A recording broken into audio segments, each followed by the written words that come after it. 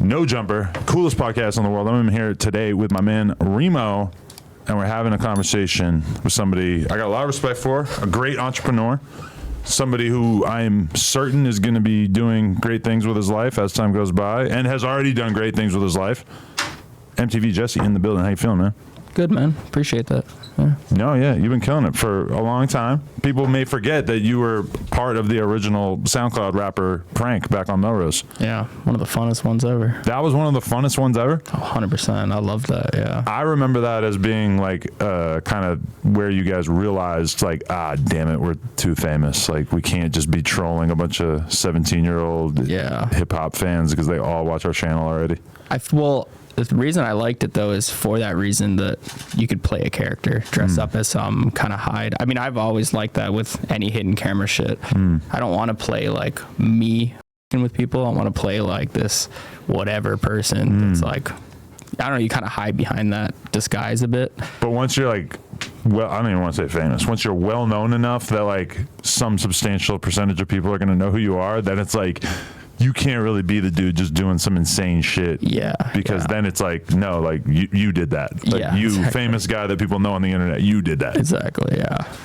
Because I did like there's a YouTuber named Booba100X from the Bronx, and he did a video with me, and we ended it off at the Grove, which is the poppin' mall out here. And he was telling me like, go up to her, go hit on her for the video. And I'm just like, no, dude. Like, I don't know. I'm not a prank dude. I never did a prank before. I don't even know like what it's like to get yourself into that mentality. Yeah, it's definitely hard. I remember it felt unnatural to me. First time I did it, I was like, I remember I couldn't stop laughing. I was like, I don't understand. And then you like slowly build it like a muscle. And you're like, just keep a straight face, and it's kind of fun. You're almost like, you're just like with a conversation. It's like going on stage. You have to get through that stage fright. Exactly. You have to go up there and just like not care what people think and not really think about it too much. It's like kind of the same thing with pranking. Yeah, like your first time doing stand-up, it's gonna be the same shit, right? And then you find your flow and you understand it and be okay with the silence. Right. And but I feel like with pranks, it's like you have to remind yourself, like, no matter how bad this is, no matter how awkward it is, I'm going to be able to be involved in the editing. Yeah. So if I do 10 minutes of dog shit, if I just get like 30 seconds that are good, then that's all right. Yeah, I always try to explain it like a wave. Like you can't go in there and be like this insane unrealistic conversation to someone. They're just not gonna, then you're blowing it. Because my worst thing is I don't want someone to know it's a prank. Like that kills all humor for me. So I find you're almost like, if I have to feed this person 10 minutes of normalness that's not going to be in the edit to get them to really believe I'm this person, and then you start throwing your jabs in, and then you kind of get a feel of like, is this guy like believe in this? Or see, that's smart. And you go back and forth. When he was telling me like go hit on that girl, I was like picturing myself going up to her and like automatically saying things that would make the final edit, which is probably not really how it works out in reality. Yeah, you gotta throw your jabs in before you get that cross. Yeah, definitely. But I mean, I feel like you're somebody were you not terribly natural in the prank environment? Because I feel like I've heard you say that like it wasn't really your favorite thing to do. Yeah, I mean, I just recently shot a video with like Nelk and all those guys again for the first time in a while, and we were talking about it, and I was like, it's not, I never like didn't like it. I didn't like having to do it every week. That was, but it's like anything. I mean, did it for like a decade, so it was, and then if you have to do it every week, you're eventually going to do certain concepts or ideas that you don't think is funny, and then that killed it for me. I was just like, I want to do what I think's funny when I want to do it. And, right. So that's where I lost some interest. Yeah. Started feeling like you're clocking in, just a job. Oh, started feeling like a job. Yeah. Were you doing pranks before you got with Kyle, or? No. I was basically just skating. If anything, on camera, I was doing like stunts and stuff for like this MTV show, and then I was always making like funny videos, I guess you could call it, whatever it is. I knew I had something in the comedy side, so. I don't know.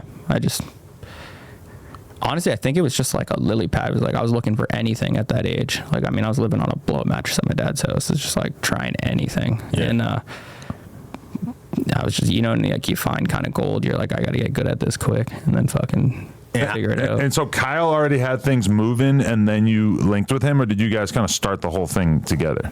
No, he had like 30K subs or something. Okay. He kind of, and I don't even think it was fully pranks. It was like skits and some stuff. And then I've said this before quite a bit, but we just met up. I like pitched him, I could light myself on fire. I pitched him some cocaine thing. I was just pitching ideas. I used to do that shit where you would spray the cologne or whatever on your arm and then light it on fire. We used to do that a ton when I was in elementary school. Oh yeah. And I never see people do it anymore, but it was. Everyone did. It was because Axe was probably bigger. That was like But from a very young age, I remember like we would go into my friend's like older brother's room and he had cologne and we would like get a lighter and hold it up and and that shit was so fun to us. Oh yeah. Just like, well, it's fire, but it's like not fire because I can do it on my hand and it's not gonna kill me.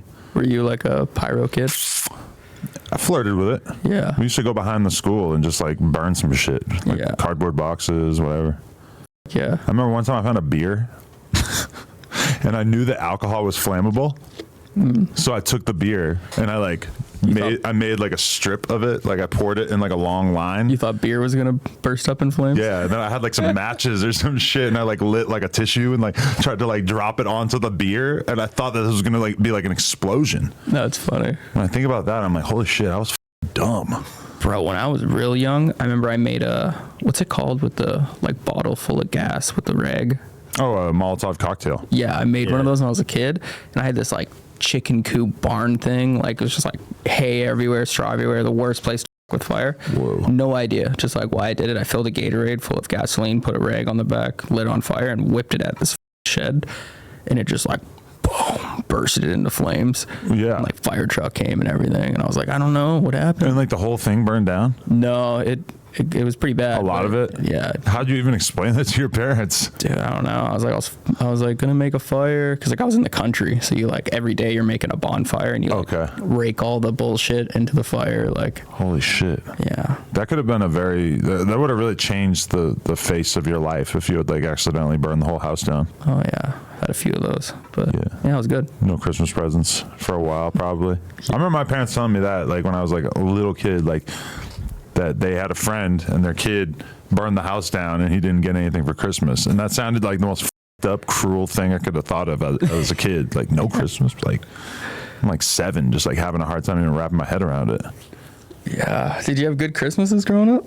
I mean, not really. Like, they were all right. But like when I think about it, my parents were probably spending like $100 on me. Like, maybe like 150 or something. That's solid. No, it was cool, but it's not like. But then I'll go to my friend's house and he would get like 3 video game systems and like, and you're like in the math in your head, like his mom just spent $1,000 on him for Christmas. Yeah. Like, what am I doing wrong?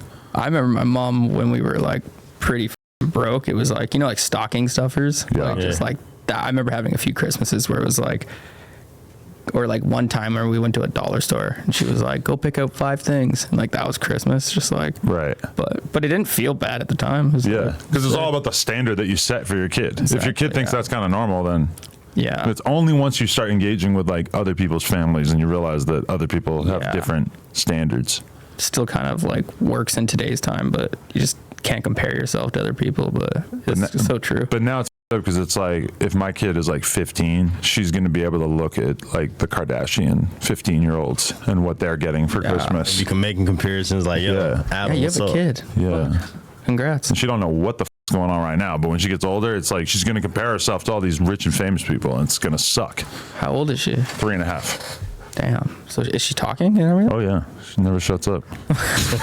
What's it like having a kid? Like the sickest thing ever. So it's like a little mini robot of yourself.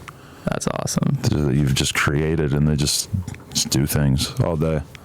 It's funny. I was like recently, last like year. I remember I was thinking like getting a girl pregnant, the whole thing. Oh, your life's over. And in like the first time in my life, I'm like, yeah, it sounds kind of fucking awesome. Like, having a kid and getting married. And how old are you? 30. 31. That's when it really starts making sense in your head. Yeah.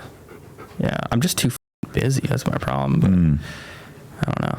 Maybe it would make you slow down. I also feel like you just can't, like, you need a wife and you need a housekeeper or a nanny or something. Yeah. Like, you can't expect to be like a full-fledged entrepreneur and actually be doing all this shit yourself. You just need a lot of help. And I feel like I have a problem with that. I do everything by myself. Like I don't like having someone doing my laundry or doing any shit for me. So really, even the laundry? Dude, I don't have any. Like because I experienced that with the whole Nelk shit and having like someone do everything for you. And I also just felt like I became like this. Like like my dog needs a haircut. I'm just so used to calling an assistant or something. I don't even know who to call. You know what I mean? So I kind of went through a year of like learning how to do everything for yourself again. Cause I don't know, I felt like useless. Yeah. There's definitely some value in that. Otherwise you're just like Britney Spears. Yeah. You're just like, oh, I'm the celebrity in the room. I'm the important one. So I'm not going to be tasked with doing any of the bullshit. Yeah. But it's like, you know, there's a lot of value in being a normal person too. 100%. You're missing out on like, I remember seeing this like Mac Miller interview back in the day where he was like moving to a new apartment. He was unboxing his own shit and all that. And he was like, yeah, my therapist or my whatever was saying I need real life experiences. And that like hit me so hard. I was like, it is true. Like right now I'm like painting my living room, but I like painting my living room. Like that's not negative. You know what I mean? I think people think of that as like, yo, you got money, just pay someone to have a nice living room. But I like walk by a room I just painted or did some shit, and it makes you kind of happy that you did it. You know what I mean? Right. So.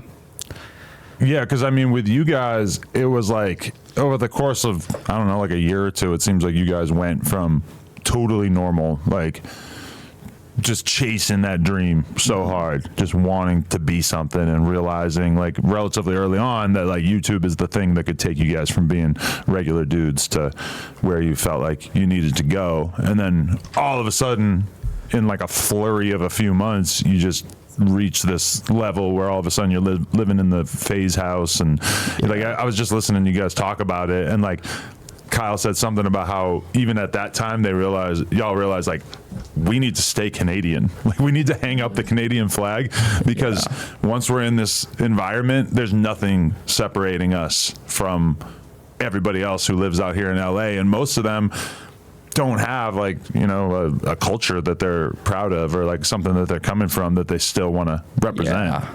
I think we were lucky with we didn't have visas, so we always had to go back to Canada. You can only be here for 5-6 months, I think, when we were hanging out with you and stuff. But we used to think it was a blessing. It was like you go back home and you kind of get grounded again. Yeah. Because like LA just felt like, especially at that time, LA was like a video game. It was just like, I don't know, nothing felt like real, kind of. It's just craziness every day. I mean, that was the time period where like every day it was like, oh, now there's this person called Lil Tay. She's famous. And she's a 12-year-old Asian kid. Like there's just like a new rapper every day, a new YouTuber every day. Like the machine that was pumping out characters at that time was just like in complete overdrive. And it was just, I don't know. Everyone was vlogging. People were figuring out podcasts. It was just like, it was a wild time.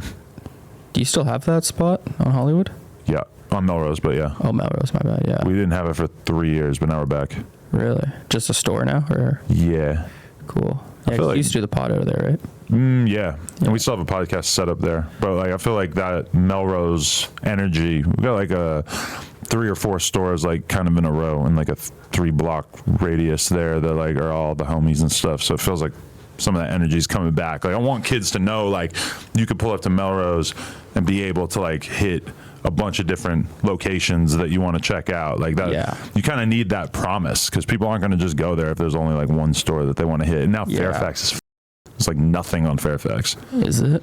Yeah, it used to have like 10 clothing lines that were at least like kind of interesting, and now they're almost all gone. Really? Yeah, it used to be the whole thing. You go pop down there, go to Supreme like, or something. Yeah, is it Round 2 or? Yeah, Round 2's gone. Supreme's gone. Round 2's gone? Oh yeah, they've been gone for years.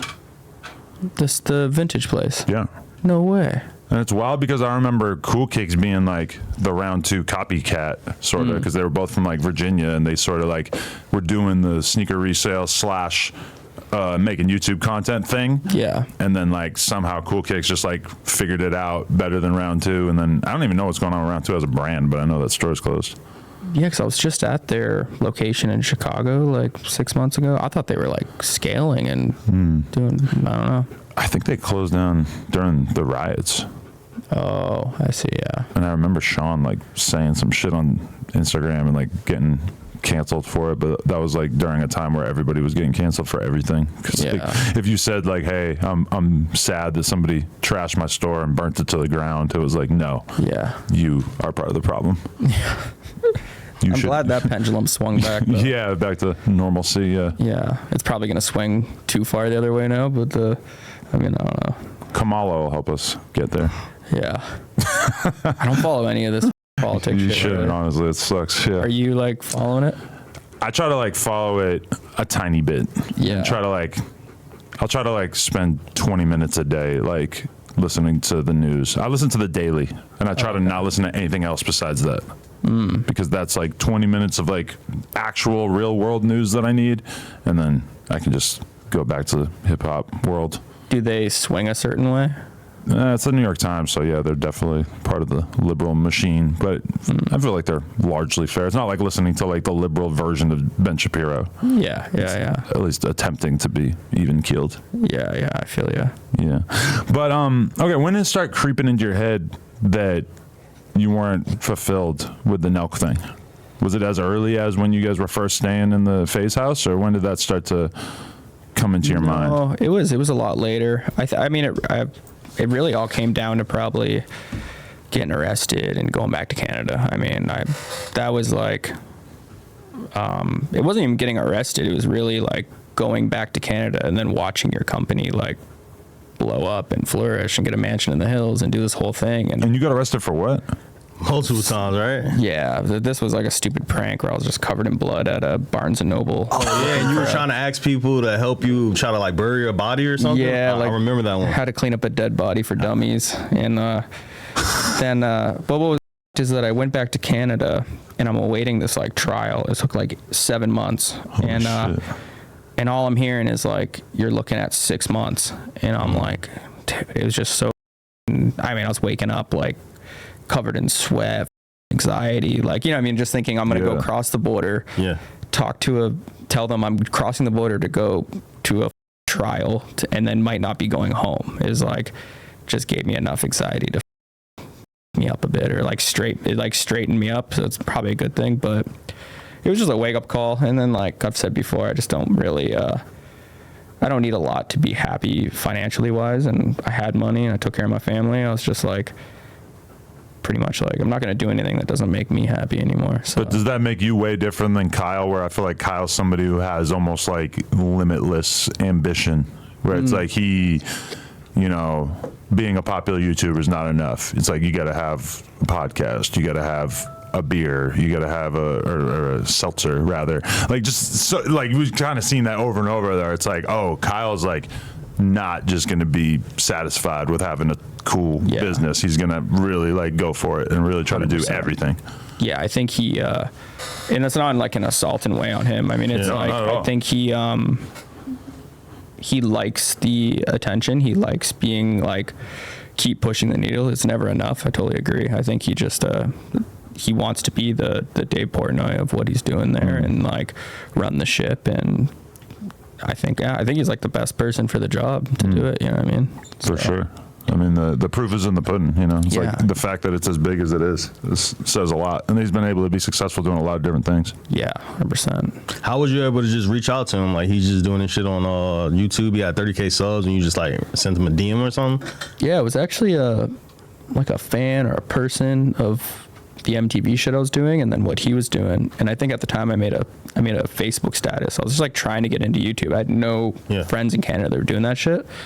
And it wasn't even just pranks. It was just like anyone doing anything YouTube wise, like comedy. I want to like do it. And he like connected us. And then, that's where we went and shot the video, chilled, smoked a joint, and then like talked about going to LA, left in like 30 days, went there. I think like first 3 weeks we did the Coke prank, biggest video I've ever done. And then just like started the whole thing. And was the prank thing already part of this when you joined with Kyle, or was it like you guys were studying the game and realizing that pranks were like definitely going to be a good way in? Because I still kind of see that with a ton of people, even somebody as talented as like Gideon. You know, he built his name off being the prank dude, and then he could kind of do whatever if he wants to go be a preacher or whatever he's doing now. It's like you can kind of take that fan base and pivot it into other things. But like the prank thing, is like you doing stand-up comedy with strangers. Yeah. In a lot of ways. Exactly. It's like just improv. Very easy for people to like latch onto that. Yeah. And it definitely played into, at that time, like that was like the Vitaly days. Like that was like pranks were what was going viral, what would grow. Like that was definitely a part of it. I think we both wanted to do it too. And I think we started to coin the whole, pretending to work at, like not a lot of people were doing that. Cause a lot of the videos that he was doing early on was like pretending to work at McDonald's. Like I think those were like his main videos that went viral. Yeah. So I think you joined after that, right? Like a little bit after? Yeah, he shot, he did his own like McDonald's one by himself. Yeah. And same kind of premise, but I think that might have been why we leaned into it too. You want to do what people are subscribed to on the channel, like and that's what they're looking for. And it was just an easy recipe. You make a post for your fans to get you any uniform for any place that's like a big name for a good title, and then you'd go shoot it, get kicked out, shoot another location, and then put it together. But there's something so relatable about like a fast food employee, because like almost everybody eats fast food throughout the week at least a couple of times, and it's just like you see the guy with the McDonald's outfit over and over. So then if you see a prank featuring guys in the McDonald's outfit, it just makes sense to you. Yeah, exactly. I remember we did the I don't know if we talked about this last time or if it was after. It's all good. That was like 6 years ago. I don't remember shit. We did this KFC, and I was like a fake manager. We did it in Compton, and then I seen that. I was like mopping this guy's like say like he's eating food right here, and we're like mopping his table and shit, and they weren't having it. Like they flipped out, saw the cameras, like smashed one of our cameras, chased us out. Everyone dips. I don't have a car at the time, and I remember I'm just in Compton, like looking, like trying to find the guys. Like I think I had a Canadian cell phone, so I don't have like minutes. I can't like even do anything. But even the people who you were filming with just kind of took off? Yeah, like the guy that I was like with, I think it was me doing it. It might have been Kyle, one of us, but I was in this stupid manager outfit, and he pulls up. I guess he got his car or his homies, and he pulls up, and then he comes out of his car, and he's got a gun in his like his hoodie, like in his pocket, and you can see the outline of it. And he's just like, he walks up to me, and he's like, "What makes you think I won't kill you right now?" And I just remember being like, "Fuck!" Like, and I'm like, you don't have anything. I don't know where any of my friends are. I don't know, like my phone doesn't work, and I was just like, please don't. Like, I don't. Wait, so this guy has like a plate of food in front of him, and you're putting like mop water on it? Not on his food. You didn't actually get to the food? Like, okay. Get like pretty, right there. Pretty fucking close. Yeah. Because that is the kind of thing that would make me like really go outside of my comfort zone. Is like if I'm eating something and someone's with the food. I feel like if you're gonna do that prank, you got to keep like $20 on deck in your pocket. Oh, be like, rebuy. Here, sorry, go get it with you here. Yeah. I mean, there's a lot of shit I've done over the years that I probably couldn't do today. So it's just out of like even like the joke's got to be on me if I'm gonna do anything hidden camera now. Like I can't like really with someone's day. Like I even if I watch people's, like I'll have like the younger generation that might like look up to what we did, and they'll send me their shit, and I'll be like, if it's too like like I call it punch down humor. It's like, I just don't find it funny. Maybe I'm just older now, but it's just funny because doing it in Compton is funny for a very specific reason, which is like everybody kind of knows that this is one of the places in this state where you would probably be the most likely to get shot. So it feels like the most dangerous. But like, you know, the people that realistically can handle or like deserve a prank are like the rich ladies drinking $20 fruit smoothies at Erewhon. Yeah, exactly. But yeah, that's like a little bit. It's like punching someone when they're already down. Like go with someone who's having a rough life. You're eating El Pollo Loco in Compton. It's like chances are your life is not doing that well. Whereas like the chick drinking the $20 smoothie at Erewhon, you have too much. Yeah. Like let's your day up a little bit. Like that makes sense to me. I remember you should be able to have a sense of humor. With speaking like with like richer people. I remember we went to like Beverly Hills, and we had this one idea where it was like, I think it was called donating to the rich, and I always thought it was such a great premise. But you walk up to like the businessman, like on the phone or any of this, and you're like, oh man, I saw you. Like I just thought I could help out, and you start pulling out all this change out of your pocket, and you like, and they just have such an ego where they're like, bro, I don't need money, and you're like, no, dude, hey, don't be like bashful. Like I got you. Like, or you bring them like a sandwich or something. Yeah, and you just, it's so funny. I would love to go redo that one. No, that's a good one. If someone did that to me, I don't even know what I would think. I was like so confused. Like, You think Would you take it? You think I'm down bad like that? Like what the like I would just be so confused. Start questioning your whole outfit. I'd be like pointing out other people. I'll be like, that guy looks poor. Yeah. Like, give that shit to him. Like, he needs that more than me. So after y'all did the coke prank, how much success came immediately after that? It was a pretty big boom. I mean, we were on like whatever's the big news here, like LA. I don't know. They like interviewed us, and it was like it blew up. It also, what it really did was, it was what we were like noticed for like the next 5 years. Like anyone that doesn't know your channel, doesn't know who you are, none of that. Like they'd be like, oh, the coke prank on cops. Like it was like say if you're going in to go pitch a TV show, you're gonna go do a brand deal, someone at their company like saw that video and like it gave you like kind of leverage of like having that one. It's like being a rapper and having one hit that they know, you know what I mean? So. Because the premise of that coke prank of like going to Mexico and coming back with a bunch of coke is like, I don't even have to see it. Like, I don't even have to show you it. I could just explain the concept of it and it would make you laugh. Exactly. It's dumb. That's just, but it's too good. It's like the greatest prank you could ever do in a lot of ways. And again, like the Compton thing, it's like you went to Mexico. Like you went to a place where there was a much higher chance of you being hurt or imprisoned than in America. Yeah. And that, I mean, that was the second one. The first one we ever did was in Venice Beach. Oh shit! I feel like I only have seen the Mexico one. Never mind. That one was. That was right. Yeah, I mean, I got someone. That one still did pretty big, like 20 million or something. But it was not as like, dude. The coke prank is like, I think on Facebook it was like 130 million. It was like it blew the up. But. Were you faking anything at that time, or did you fake anything during your time there? Because obviously, even at this time, even the earliest pranks, Fusi, whoever, they were faking shit left and right. Yeah, no, I didn't fake anything. Because you guys pride yourself on not doing fake pranks and shit. Yeah, I mean, I wouldn't even, I guess if I was like broke as and really wanted to just make money, I would turn it into a business or some shit, like, and just, you get actors, do the whole thing, but I would lose interest and it's not funny. Then you're not really doing anything. You're just like making a skit or something. So I think sometimes when we start getting bigger and you guys know what like a mark is, like the person you're gonna prank, like that whole thing. Yeah. Sometimes now they would say mork. You're a mork ass buster. Sorry. I know when we started getting bigger and organizing like hidden camera at stores, and you would like bring marks that just think that they're like shopping at a store, but then you don't have to sit at the store and wait hours for a random person to come in. You already have this person that's like just told to come shop at the store, and like I remember that was hard to like translate to a large audience of like, if they wanted to call it fake, you're like, dude, this is just production. Like this is how it works.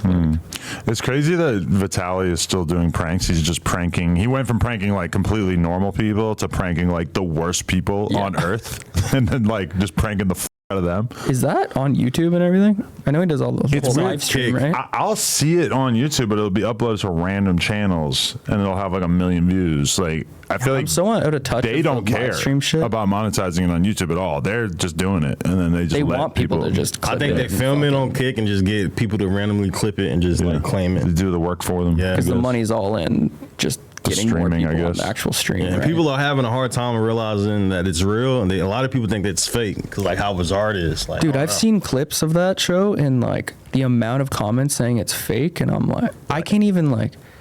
I mean, I think I'd have a pretty good eye of knowing when shit's fake for what I do, but like, I don't understand when people say it's fake. Why would an actor, like, how much would you have to pay an actor to be like, oh, I'm going to do this and not blur my face and never be able to work or do anything again? The part that makes me killed. The part that makes me feel like it's a prank, even though I know it's not, is like just how can a celebrity assault a random person without expecting that they're going to get sued? But then I guess the way it works is kind of like they basically like aren't going to get arrested for this. So therefore, they'll just they'll let you like shave their head. And I do think any clip I've seen, I don't know if I just like, because I'm like terrified of getting arrested and all that shit, that I'm like, I just see it and I'm like, oh, this looks like a lawsuit. This looks like that's exactly what I think. But then again, I guess for you to go sue someone, they're going to go analyze the whole situation. Yeah. You don't look that great in that situation. Exactly. So I don't, maybe that's... But there's been clips of like those dudes just getting punched in the face, and it's like, if you get punched in the face by a rapper, you have a lawsuit on your hands, and you've already been exposed for trying to meet up with this child. How down bad can you go? You're already down. You might as well get your couple $100,000 for getting punched in the face. I don't know. There's one clip of that guy, like his head hitting the ground. That's like, that one was terrifying. God, I hate seeing, like, when I saw that, I was like, oh, this is over. They're never going to do this again. And then they were back the next day. They were back the next day. I can't even watch like a street fight when I see them squaring up on concrete. I'm like, dude, this is gonna go bad. Like, listening to you say that makes me feel bad about how numb I am to seeing people die on Twitter every day. I keep hearing this. I mean, I don't use Twitter. Is it everywhere? Yesterday I saw a guy, he pulled his motorcycle in front of like a big ass garbage truck or some kind of vehicle, and like he's not going fast enough. The driver doesn't see him, so the driver keeps going, and he gets all caught up under the garbage truck or whatever. And you kind of see like the tire go over his head, and you kind of see like his whole brain shoot out. And like slide across like the whole And you're just street. having your morning coffee seeing this, and and it doesn't even like raise my blood temperature at this point. It's just kind of normal, which I feel bad about that. But that's like the new Twitter. That's the Elon Twitter. It wasn't like that before. See, I'm not on Twitter or TikTok. I don't even have them on my phone. That's why I don't look at TikTok. There's not enough death. It's like heavily censored. It's too PG. You'll like see like what looks like it's going to be a fight on TikTok, and then you know it's not probably going to be a fight, because if it was, it wouldn't be on TikTok. But on Twitter, you know this is probably going to end up in death. Is Twitter worth it? Scrolling on it? Honestly, I wouldn't if I were you. If you don't, like, for me, it's like I need to be hunting down shit to talk about all the time. That's true. But for a normal person, I would not recommend it. Yeah, there is that world of like all social media, but then you're going to be so out of touch if you are doing any kind of content or anything. Yeah. Like, I know a guy who owns a bike shop, and I was talking to him the other day, and he was just like, yeah, I don't watch anything. Nothing. He's like, all I know about is what's going on with my friends, my family. Once in a blue moon, I might see like a news story on TV, and I'll just be shocked like by what the rest of the country is freaking out over. And it is true. That's like, that guy's probably happier. He seems pretty happy. Yeah. He's like 50 something. He's like just chilling. He's like, but you know, it's like, what does this guy need to know about, like, you know, Joe Biden doing badly in the debate? Like, you can just ignore that. It's fine. That's my take on it, is all this shit we think we need to be connected to. It's like, we don't. Because then you like, I don't know, I had a whole point where I had to look at like how much I know about my family, my friends, my life, and I'm like, dude, my whole life, my whole mentality is about online. It's like, no wonder when I go home at night I'm depressed. It's like, I'm like, you're just living in this thing, you know what I mean? I don't know if you ever feel that way. Was that starting to catch up to you around the time that you decided that you wanted to do your own thing? Like, I don't really know what's going on with my mom, but I know a lot about Summer Rae's last 3 boyfriends. Yeah, definitely. But it was even after I started my own thing. It was like, I still was like, just, I don't know. I'm still working on it to this day. I just want to like, I want to care just as much about everything that's just like in my life, or like, but I guess at the time it was so hard to make even friends or care about what a friend or a girlfriend or anyone is like their biggest thing of their day, their biggest like, oh, like Wendy at work said this, and you're like, dude, I just like lost $600,000. Like, I like whatever your problem is happening is always so much bigger. So you just like you can't like let it in. But I've learned that like you have to just like be a friend to people, or I don't know, you have to care about little things to actually have another life outside of the crazy life we all live, you know? And in a way, like, in terms of doing a brand, part of you wants to be totally cut off from what everybody else is doing with their brands and shit. Yeah. Because you want to be able to just be creative and weird and unique. And then at the same time, though, if you don't have any clue what anybody else is doing, then you're going to rip people's shit off by accident, because there's a lot of ideas that are kind of like in the zeitgeist that like a lot of people might have similar ideas, or, you know, who's going to model our new shit? You know, you might accidentally pick the girl that just modeled somebody else that their brand is kind of just like close to your brand, and it's like you're going to look stupid as if you have the same, you know, it's like part of it. But if you're not reading the comments, then does it even matter? If you're truly not ripping and you're like, because I've battled, not to cut you off, but I've battled this too, where I'm just like, I could act like me being on Instagram, knowing how to make the best ads or what's performing or doing all this shit helps my company, but I'm also like, if we were just all detached from it and just sitting here grinding, working on what we want to make, you're probably going to make a better product that's unique to you. I almost think that we like do copy everything we're seeing, kind of like you're following this formula that you're seeing every day of everyone else, and it's like, I mean, I imagine the 90s were so different that way. Like, you sat in a room with the people you're working with, and you like just made shit. You know what I mean? Like, and there's people doing dope shit on the other side of the country, and you just don't really know. It's like, how many brands are you really going to be tuned into when it's that difficult to get access to that information? Or like, you could be like the guy, like looking back on it now, you could be the guy who had like subscriptions to a couple of cool magazines, like underground like magazines that were focused on style and fashion and like underground brands and stuff, and you could have had so much more knowledge right there than 99% of the people that are trying to be into the same shit that you're into. Yeah. And it's like, now everything is so flooded that it's just, I don't know, everything's just so unbelievably overexposed that it's you're constantly trying to find like any little thing to be able to make your brand unique. Yeah. And I think you don't care about anything now, because there's so many options and choices and like data like coming into your brain for all this shit that like nothing. It's the same way like someone drops a dope hoodie with a creative technique print style or something, but like no one cares tomorrow that you did that. But like everything used to hold so much more weight, and it's like, I think that would be like the biggest thing that would come out of detaching from it is then when you are in like, you know, you go to Melrose that one weekend and you go look at shit, like you care about everything you're looking at, or it's actually inspiring you. Like I don't know, like how much shit have we looked at today alone? Probably all of us. It's like, right, how much of it did you actually keep in? How much did it like change you, and how much do you like care about any of it? Like, you don't really. Today when I was scrolling through Twitter, I saw a video that I decided not to watch. Like, my brain very quickly decided, like, no, keep scrolling. And it was like a car accident on the freeway, and the car was totally upside down, and there were two like babies in like, the middle. like, I seen it. Like a 2 or a 3-year-old or some shit, and they're like wearing diapers, and they're running around in the street. Now the kids were fine, and the clip that I saw, like as it autoplayed, I saw like an adult running over to them to like make sure they were okay.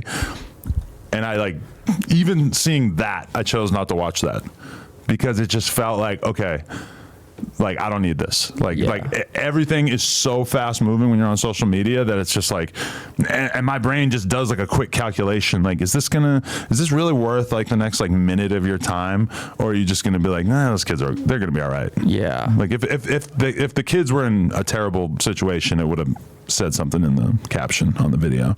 Yeah. Also, like, why am I looking at this in the first place if I'm not going to take 45 seconds to make sure those kids are okay? Yeah.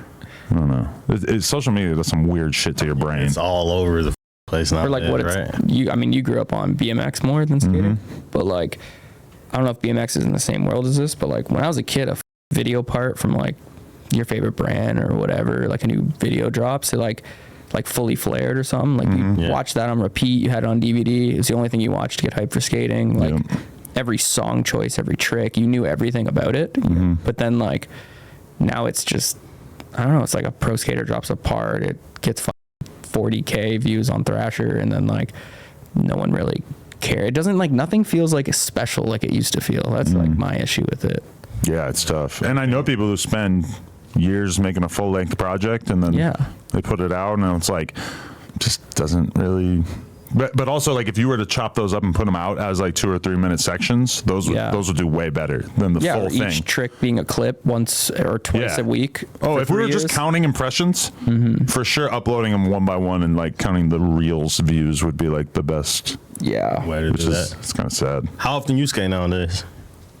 I go back and forth. I'm like, my brain can only like be I have a very obsessive brain, so I like MMA. I started getting into MMA like 2 years ago. Yeah.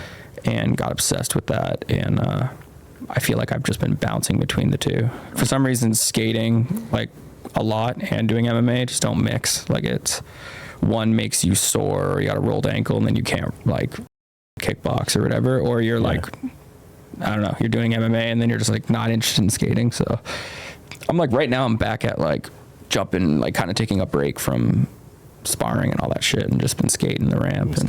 I see that you just launched a new company that's at Zoomies. What is that? Some Kids. Yeah. Is that a clothing company? Yeah. Pretty much like skate focused. Like, how many different brands do you have at this point?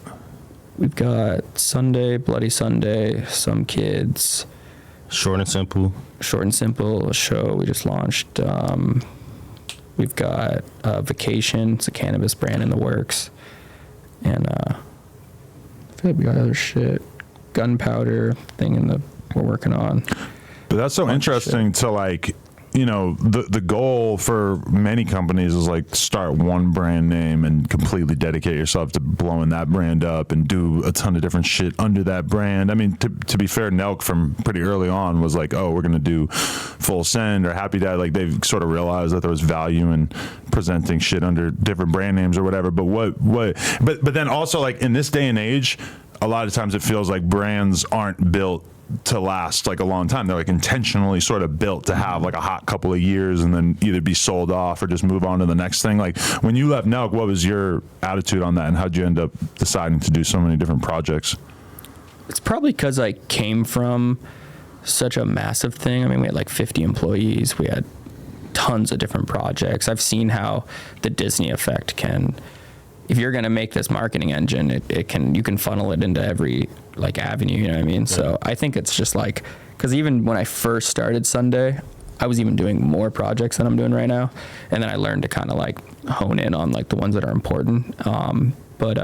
Yeah, it feels kind of silly to not do multiple things. Because I built them all to like work and flow together very well. Like Sunday is the studio, which is if I'm going to build a design team, sourcing team, everything I'm doing on the creative side for my own companies, like I can do that for other people too.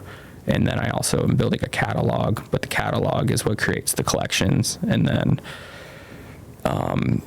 the marketing engine can start the hit retail. So that's why we did Some Kids with Zoomies. And then we also have a whole studio, and I still have a bit of a following. So starting like shows that I like the Short and Simple show. Because that's a podcast. Is your third episode that you guys filmed, or? Yeah, I think we just uploaded actually the seventh one. Oh, we did like this political one, and it's like I feel like it's a very underrated show right now. Like it's like I haven't even promoted it too much. It's like not even getting a lot of views, but we're just kind of playing around with it. It's very Eric Andre style kind of comedy, which I think is missing on YouTube right now. I think there's so many podcast long form type shit where like just straight shows like 5 to 10 minute, like whatever niche you're in is like kind of missing. It's the same way like skits came back. I feel like there was a decade there where skits did not work on YouTube at all, and then now there are a lot of people doing them, like the Trevor Wallaces and all that. But I mean, one way to look at like a podcast is that this is the rawest form of communication, that this is just like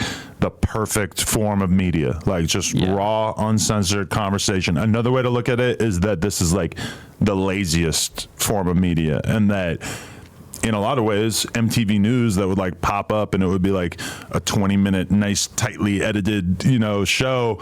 That was a pretty pleasurable way to take in information in the 90s. And maybe there is a lot of value in that. I think there for sure is a lot of value in that. Like I see a lot of people, like almost everybody I know, they decide they want to become content creators, and they either like sit on live stream for hours and hours and hours, or they do interviews. And it's just like, even I have more respect for like TikTokers. A TikToker is acting like they respect your viewing time.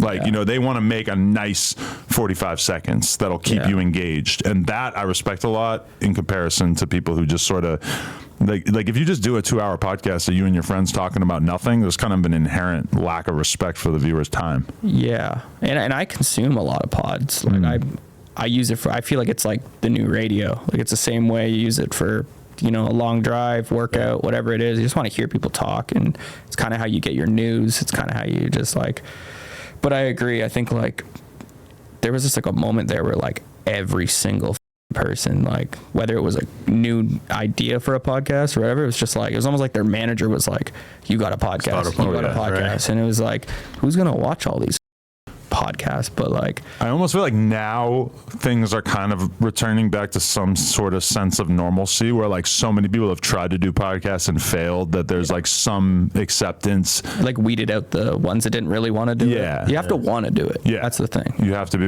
and I respect people who are willing to podcast for years and years and years to build a fan base, because realistically you can make TikToks and go viral. Like very, very, very quickly. You could make YouTube essays about other people who have fallen off and blow up very quickly. Like if you want to make a podcast about you and your friends sitting around talking about some shit, it's probably going to be a multi-year grind to get any kind of fan base unless somebody's really famous. And honestly, in this environment, it's like, even if you're pretty famous, doesn't guarantee you any kind of like consistent six-figure view counts on your podcast. I agree. I think it's like everything with the short form is, if it's your only thing you do, I feel like it's super hard to build a core audience. It's like they just don't get enough of your personality. They don't get to know you enough. And then a pod on the other side is like the complete opposite. If you do blow up doing it, I feel like you become like, you're like a best friend or a family member to those people. Like I religiously watch Joe Rogan, and like I was just joking with my friend about this, where I was like, I listen to like probably 100 times more hours of Joe Rogan than my own dad. Like how much do my like, you know, like learning and getting my like beliefs or my like the way I think of like different events from Joe Rogan more than I am like my family or my own shit. But and nothing wrong with that. And this morning when I saw that Joe Rogan just did a 2-hour episode with Adam Sandler, my brain went to like, oh hell, like my brain was like stoked. As if two good friends of mine just linked up. Yeah. Even though these are people I've never met, but like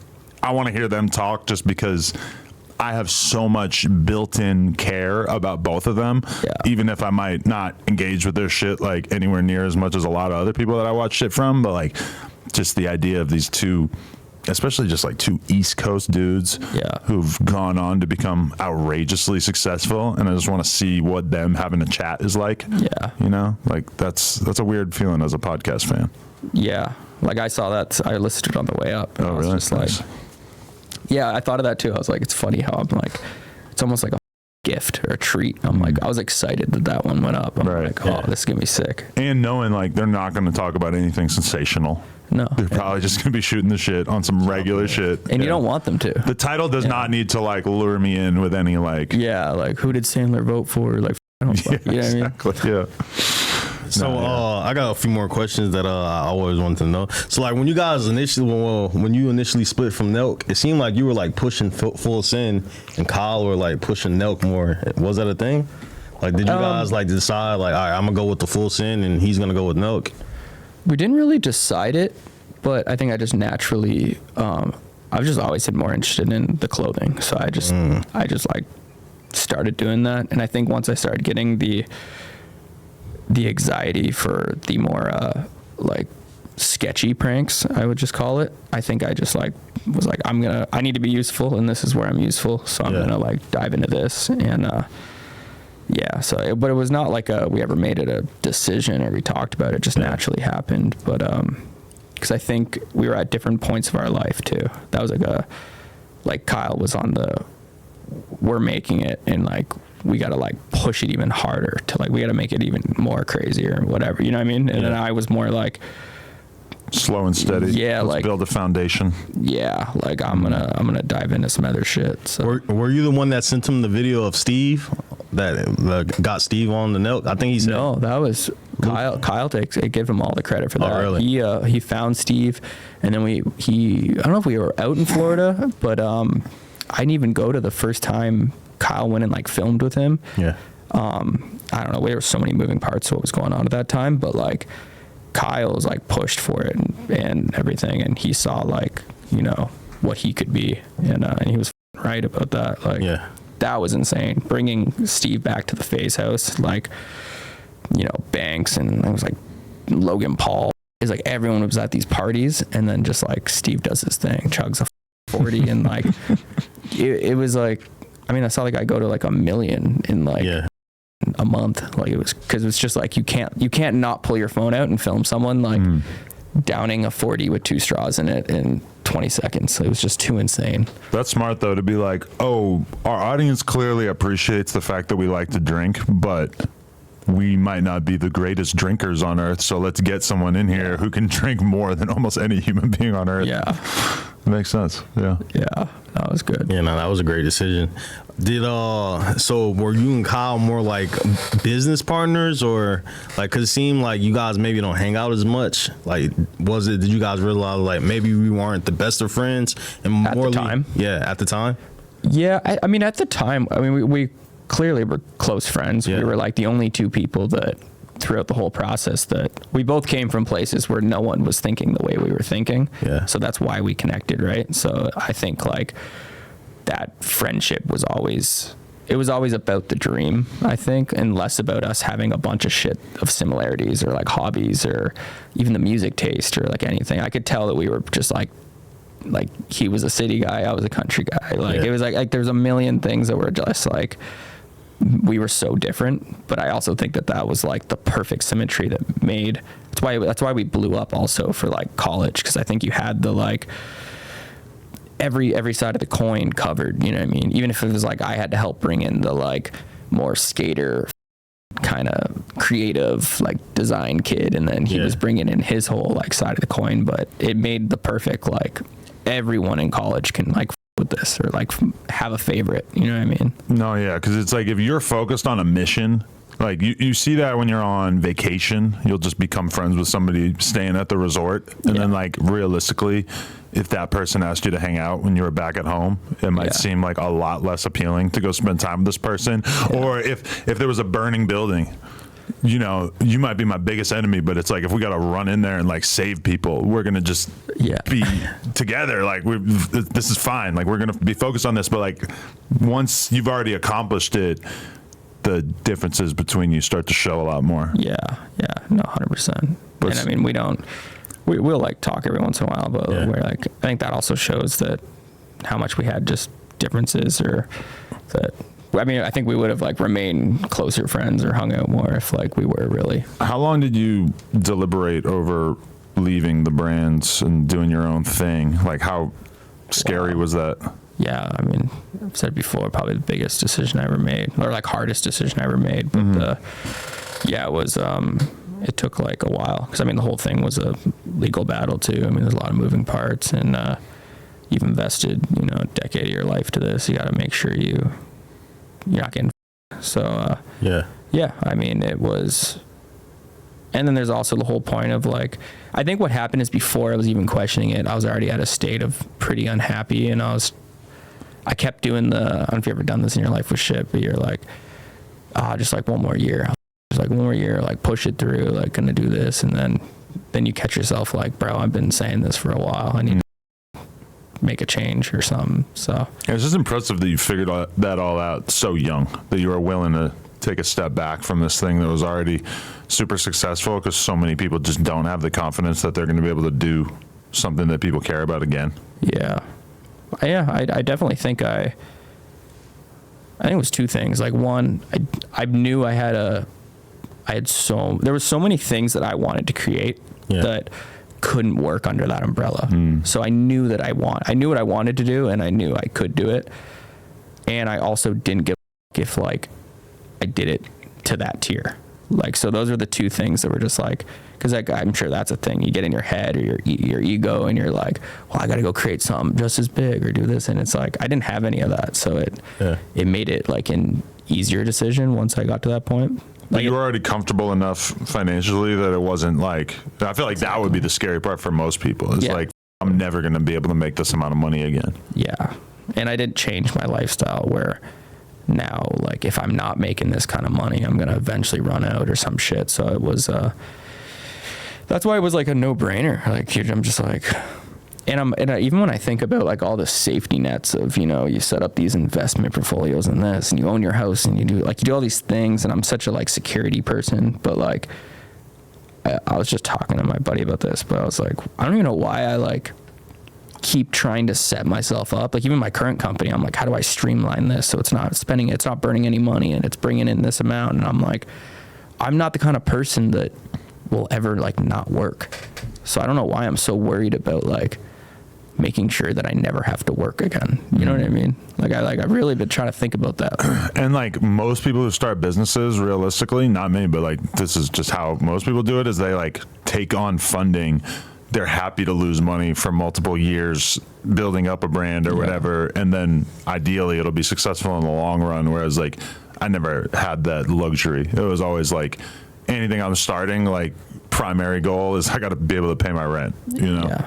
And that determines a lot of your decisions. Because, you know, if you're starting a seltzer company and you're trying to make sure that you have enough money to set yourself up for life, you're not going to be dumping money into promotion, which is probably what you need to be doing at that point to really get it where it needs to be going. Oh yeah, it's completely like almost unfair the way I can start companies and not have to. I can just actually have the funding, do everything I want to do, have the marketing engine, like have all the connects, like to someone who's just like they have to make a business that pays their rent and is growing and have no connections, have nothing. It's like no matter how stressed or how much I work, sometimes I'm like, dude, it's like. I have it on easy mode right now. You know what I mean? That's how it feels sometimes. No, yeah, that definitely is like a motivating factor for me in terms of like doing a new brand or like trying to push a different angle of the brand is like, oh, I can kind of like do this in a more slow paced way that's more deliberate because I don't have to be worrying about making the dots connect. Or right making decisions that you don't actually with to just because you need money to come in. It's like I think that's the big one that gets me fired up, and I probably work more than I ever did with Nelk now. Like I work every single day, but it's because I just like there's not one moving part of what we're doing that I don't actually with. Like I just like it all, and someone's like, oh, we got to get a ad on this new show with you and Steve, and I'm like, we don't have to. I mean, if it's funny and we can find a cool way that it adds value to the show, we'll do it. But like, so what do you like? What time do you get into work in the morning? Like, how many things are you doing before you get into work, and then how long would you work in an average day? Because when you're asking me about the kid, that's like the biggest thing that kind of changes with that is like.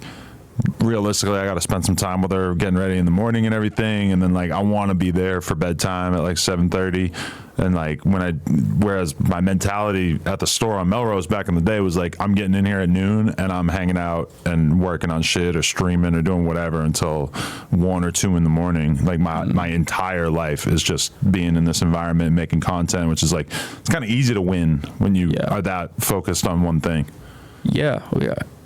I just had this conversation last night about how I was saying like I don't have a minute where I'm not trying to like better my future or like do something, right? You know, I was like, but like who am I complaining about? It's like, having a kid is like where that's going to be like anyone who has a kid is like they don't have a minute. Like everything they're trying to do with their like own personal health hobby, and then their like business and their work and their money, and then any other free time is like the kid. But yeah, like right now I'm basically get up at like 6 a.m. I torture myself on a treadmill for like 2 hours. 2 hours, wow. Not like straight running. I just do this like incline thing. It's like it helps. It's how I like wake up, and I just try to like get as many calories burned as I can. Are you working on your phone while you're doing that or doing anything? I'll do a lot of the group chat shit. I'll do review and edit or whatever. But then also sometimes that's when that's where I'll kind of consume any kind of content or like. And then I'll go run. Like I live by the water, so I do that every single day now. I go run by the beach after. Holy shit! After the treadmill, that's a lot of cardio. Movement. Yeah, that's a lot of like leg abuse. Yeah, it is. Your knees feel all right? No, they're bad. I've had a bad knee from skating forever. But dude, the weight coming off, it's changed a lot of shit. I found that was the problem, and the diet. Like I'm pretty much carnivore and fruit right now, and all my inflammation, everything's gone. So. I still have sometimes if I do a long run, I'll get like, it's kind of bad now. It's like my knee, whatever is wrong with it, I got to get it fixed, but it goes to my hip. And now my worst fear is like the day I wake up and it's in my spine or my back. That's where, because then you're like, you can't just push through that shit. It's like your spine's different, but yeah, I'll do all that. And then I'll head to the office. I'm trying to switch it where I get to the office like late, like 2 p.m. But right now it's probably like, anywhere from 10 to noon.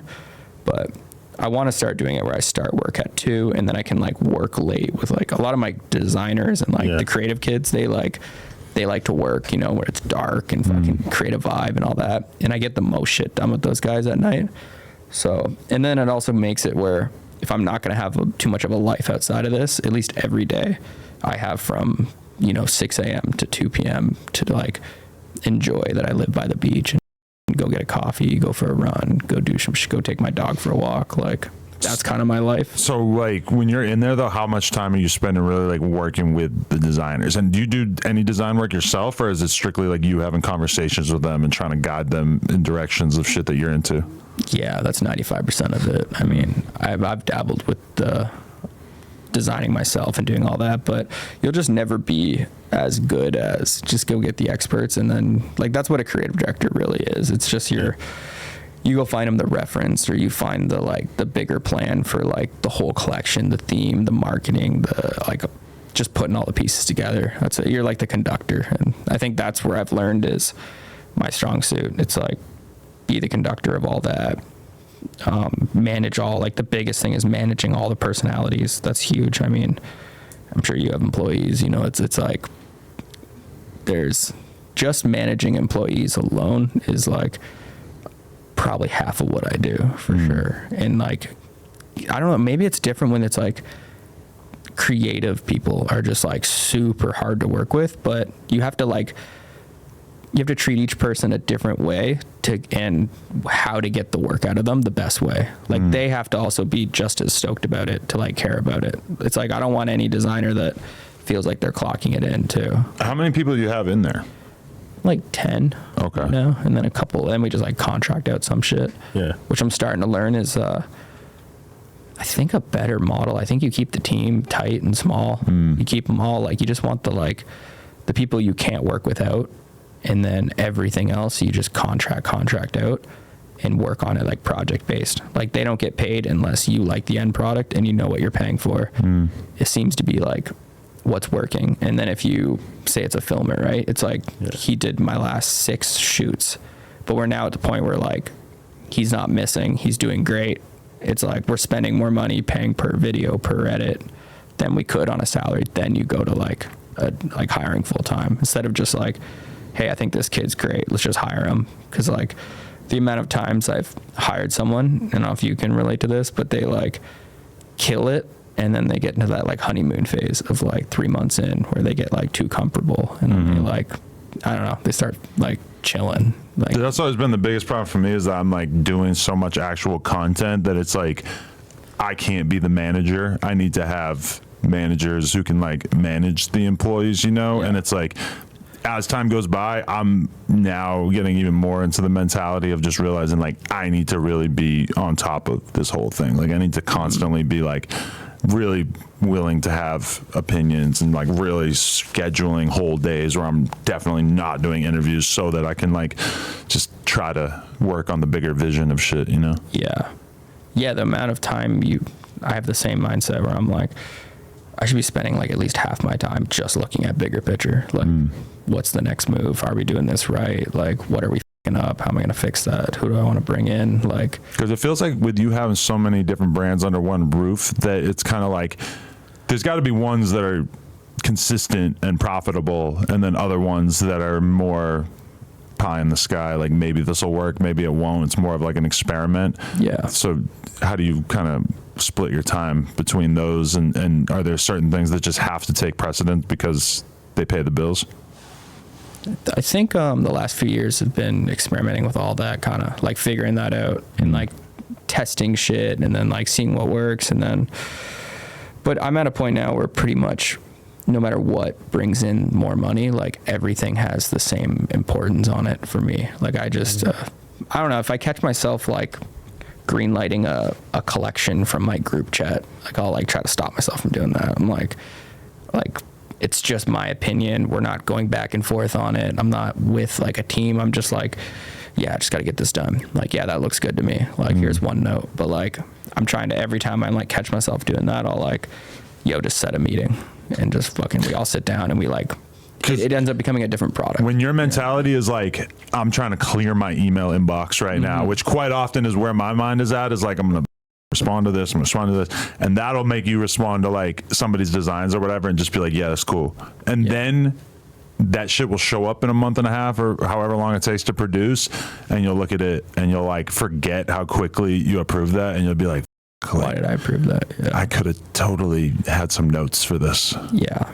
Or you didn't have like, if you are in the room, someone's giving their opinion. Like someone's like, I don't know, man, like Royal Blue isn't selling or whatever they say, right? It's like being able to like, it's amazing what just a 30-minute meeting on every decision you're about to make, if for shit like that, just like makes a better product. Like someone that is on editing, like normally never talks about it will say like, oh dude, like I wouldn't wear that if whatever, right? And it like changes everyone's point of view. But then it's really hard too I've been trying to figure out everything you're doing, especially with a brand, it's got to kind of come from one source. It's got to have one the creative director to like do it. And the thing I've been having trouble with is like, if I'm trying to also make everyone in my team think it's sick, like get everyone to kind of agree on it, but then say, I don't think it's sick, but majority think it's sick.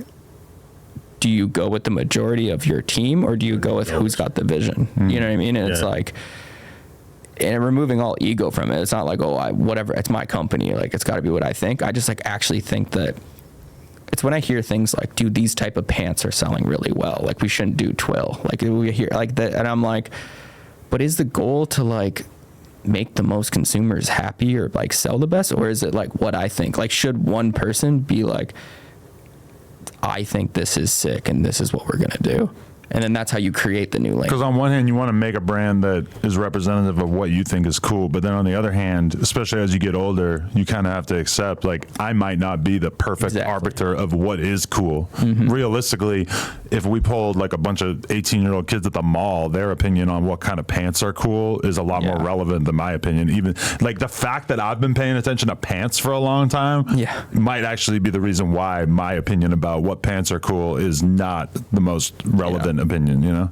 But then then I'll hit a point where I'm like, but if I'm the marketing engine too, so like there's like literally a correlation from like what sells out the fastest to like what I've just been actually stoked to wear or talk about. And it's like, so I'm like, until we change this company to be like, the marketing engine is a whole different deploy. It's like, I think the goal should just be that like, I'm making what the I think is cool, and then I'm going to wear and talk about it, and then that's going to sell it. It's like, and then you make a brand like Some Kids or like Zoomies. It's like, that can have a different, that's like, there's 600 stores, random people who have no idea who I am are going to walk in there and buy it. That's where like, I want to hear more like analytics of like, what will sell, what's hot right now. Because Zoomies is going to tell you, like, we can't sell this. Like, we can't, we can sell this color, and this color, and all these other colors aren't going to sell. Like, they'll just, because they have real analytic data about that shit that is way different than asking 5 kids at the mall what kind of pants they think are cool. Yeah. What inspired the name Sunday? Why Sunday? Why did you go with that? I got this corny saying I've said before, but it was because I kind of look at life as like a bunch of chapters, and I looked at like the vibe of what I was doing with Nelk was the Friday night, like the energy of it, and then Saturday was full send. It's like the second send. It's like we're still going, and then I'm just at this chapter in my life that's the vibe of a Sunday, and just like more structure, chill, happy, passionate about it, and that's kind of where it stemmed from. But I also just genuinely really like the name. Just I see that you do like a Sunday run club, or like y'all do that every Sunday. Yeah, every Sunday we've done about 5 of them, and crazy how much that shit like just grows word of mouth. Like, it's like every Sunday it just like it's like tripling every time I go. So what's it like? Where do you meet up at? Miramar Park in Redondo Beach, and it's sick. And then we all like jump in the ocean after and shit. It's like this little like brotherhood. Like, everyone just comes out, we all kick How many people on average? I think the last one had almost 50 people. It's pretty sick. And you run for like how long?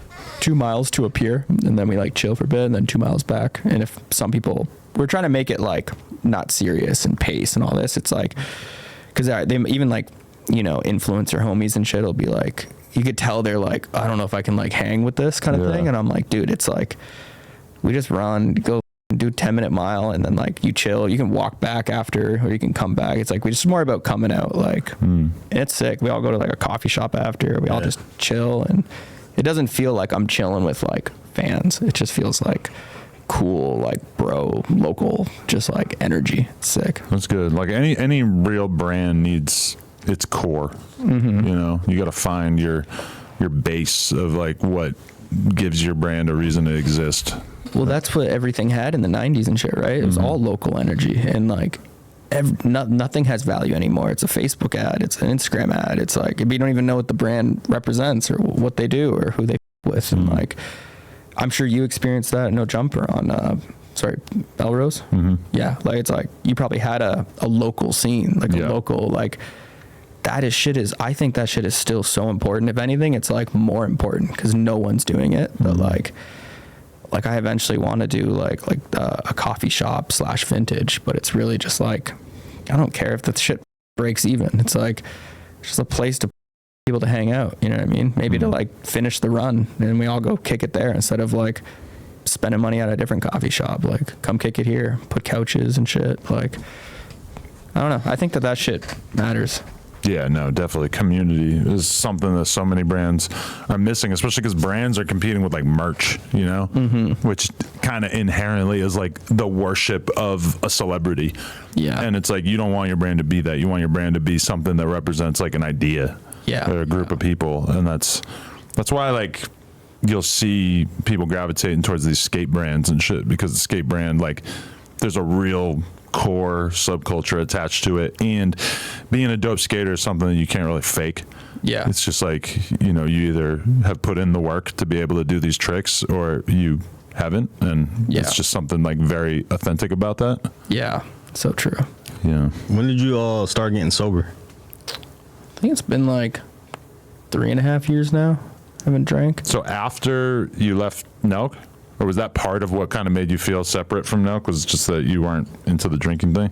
Yeah, it was around the same time. I think it was wasn't like sole reason, but it was definitely part of it. I mean, the whole like, if you don't want to do heroin, you can't go hang around people doing heroin. You know what I mean? So I just knew that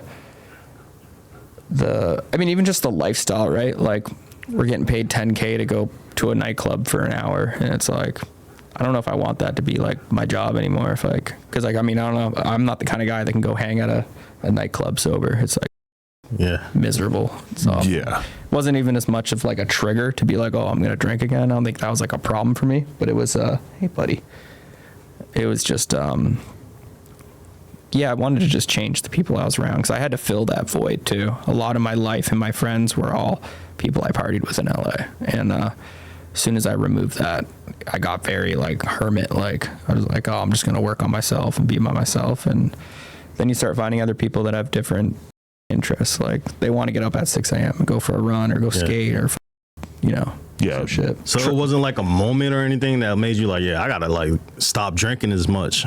Not one, but multiple ones that like were definitely part of like an eye-opening thing. I mean, give me one of them that you was like, all right, this needs to change. I mean, I don't know if you guys have heard the one at Weed Lake Drive where I flooded a mansion. That was, you hear that story? I don't think so. I said it on another pod, but I was like blacked out. I was with Banks and all those guys at a club. I left. Apparently I went to like 2 other parties. I don't remember any of this. And we used to have these houses, like the Phase House, and they all looked the same. These like $40 million mansions. Yeah. And I went to the wrong house. I don't even know how I got in. Go to the 4th floor. I'm eating the guy's meal prep and shit. And eat a chocolate cake. And then I threw up in the like kitchen sink. And then like I left the tap on, but I think I had the thing, like the plug. Pass out on this guy's couch. I got like chocolate on me and stuff. I wake up to like shotguns in my face. Police, everything. What? They think it was like a B&E. I get pulled out of this house, flooded it, and I'm like, I just remember, you know when you're like blacked out, you're like kind of coming in and out and shit. And I remember just in the back of his car, just like kind of trying to be like, dude, I live here or some shit. And he was just like, all right, buddy, like you're going downtown. And like, thank God, shout out Foosh. One of the gamer guys that were living in the house was, you know, like gamers, they don't sleep, right? So he's out there at 4 a.m. getting his Uber Eats, and he's like, Jesse? And I was like, and then he told the cops, like, yeah, he lives here, like next door, and kind of explained what happened. Holy and then shit. The owner of the house was like, if you pay for the damages, like, I don't care. So then I had 41 grand in my name, and it cost $40,000. Oh my God. Drained my account, and more anxiety, more shit. So holy shit. I mean, it's pretty telling that, you know, I feel like Steve's taken a big step back from drinking, right? I don't know if I've ever actually heard him speak about it, but it seems like he doesn't necessarily do that shit the way he used to.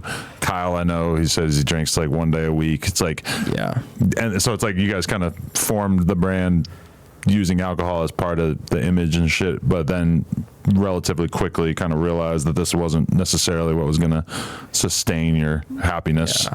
I mean, it also has a shelf life, that kind of image too.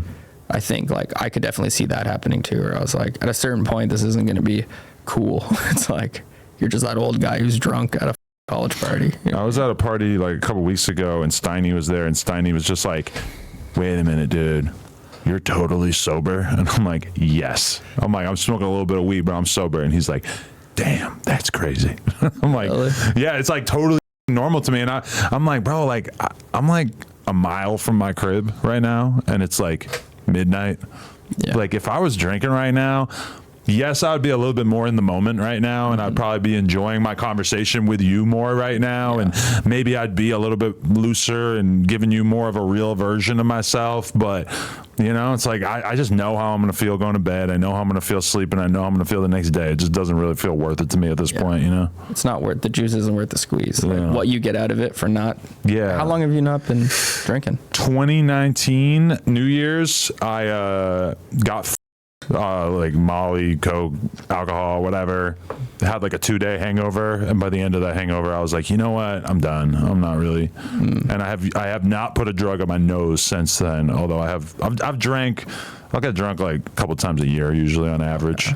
Like this year, I think I've probably been drunk like 3 or 4 times, which is kind of a lot for me. Like the year before that, it would have been almost 0. And you won't touch psychedelics or anything like that? I could probably definitely be convinced to do that. Yeah, I've had a lot of great psychedelic experiences, and sometimes I feel like I didn't push it as far as I should have. Like I should have just done more, and like kind of still to this day, like I was listening to this podcast last night from this dude who basically started like the coolest BMX brand from my childhood, Animal. And he was talking about how he started Animal because he got locked up for 4 days for grinding some ledge. He gets out, he takes mushrooms, and when he takes the mushrooms, he just has this realization that there wasn't, and this is like the late 90s, he had a realization that there was no BMX brand that was like 100% focused on street riding, which sounds kind of crazy now because like street skating and street riding are like the biggest genres in that thing or whatever. But I was thinking how like that is the kind of epiphany that you can have off of psychedelics, is like there's this opportunity that is right in front of me, and it's so obvious, and because my brain is so cluttered up with my day-to-day life that I've just been missing it. And like I feel like that I've had that experience where I've taken acid and just sort of realized, like look in the mirror and realize like, oh, there are so many things in your life that you need to fix that you've been ignoring because you just like an outside perspective caught up in your day-to-day. Like I think there's a lot to be gained from that shit.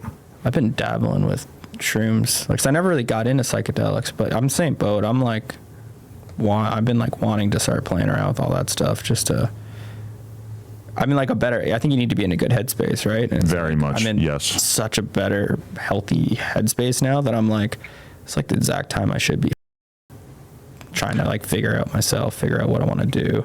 You know? I know so many people who take like small amounts of mushrooms now at this point because it's so easy to do that. Whereas like when I was young, 10, 15 years ago, when I was with mushrooms and stuff, it's like, me and the boys doing mushrooms we're doing a lot of mushrooms and we're going to tweak the out tonight. Yeah. And now it's like my girl and her friends, I'll see them taking like 1 or 2 gummies before we go to a party just to get into like a more lighthearted state of mind, you know, which is probably the healthier way to do it. Oh yeah. I took some this morning. I got this like honey. Yeah. That's like, I don't even know how much is in it, but I'm such a pussy with that shit though. I take like littlest amount and I just slowly take a little bit more each time.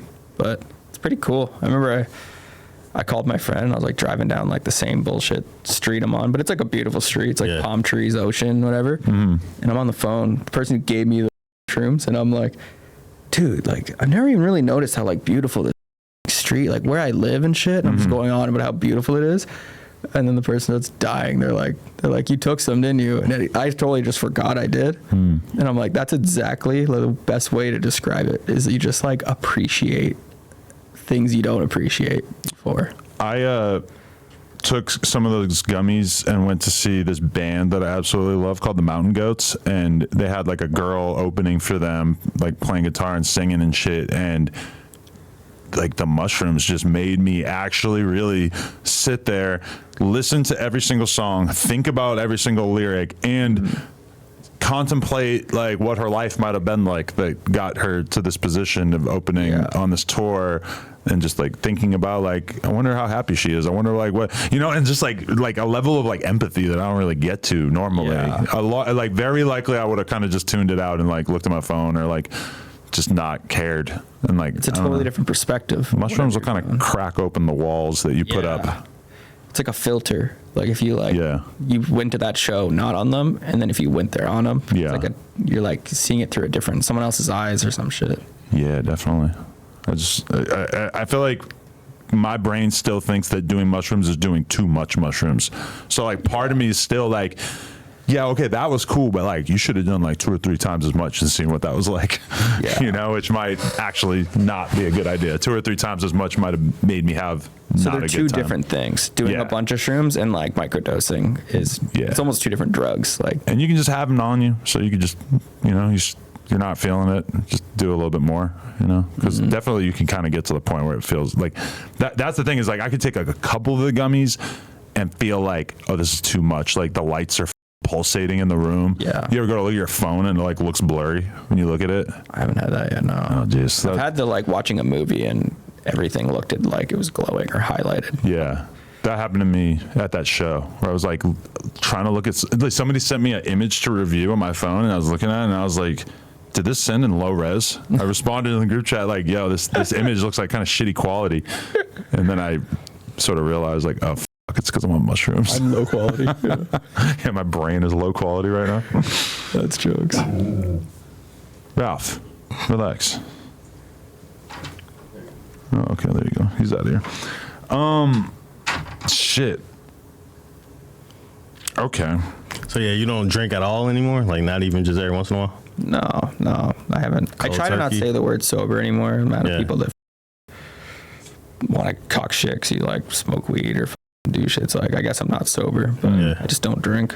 But I've been thinking about having a drink soon. Like, it's the whole reason why I stopped drinking is so that I could be able to enjoy drinking, you know? So I just know now it's like you just have such a, I don't know if it's a streak or like actually not missing it, but I don't know. They definitely like, you have some good times having a few drinks, you know? It's like I miss the like, the buzz, like just having a drink and having a good night and letting loose a bit. Yeah. Everything in my life feels pretty robotic. Pretty like, I almost have like too much structure right now. I've definitely been in environments where like my girl and all her friends are drinking and dancing at a club and I'm not drinking, but like that feels cool. Like if I'm just hanging out smoking weed and I have like a few of my friends with me, that feels fine. But like if it's just me and the gals and they're all drinking and I'm not, it's kind of like I gotta get on their level.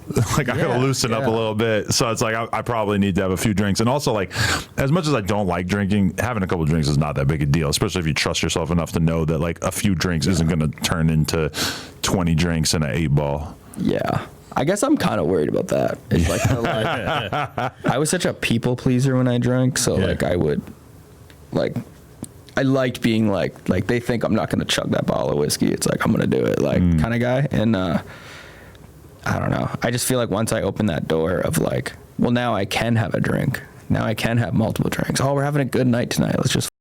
And then I just don't know if it'll just up everything else. So I don't know. I went through a lot of my life where I thought it was super cool to drink a shitload and then like not really sleep and then wake up the next day and go and like ride all day or work all day or do whatever. And like, I just thought that was badass. Like you're an animal or some shit. Yeah. Like I can put myself through whatever. I feel like that's like a big part of the allure of young people wanting to get fucked up in the first place is like proving that they can persevere through this challenge. Cause you don't really have like everybody's sort of looking for their hero's journey. Like how you're going to go from a boy to a man. And that's why, like, if you watch Epically Later, it's like infinite skaters who just had this amazing opportunity to become this pro.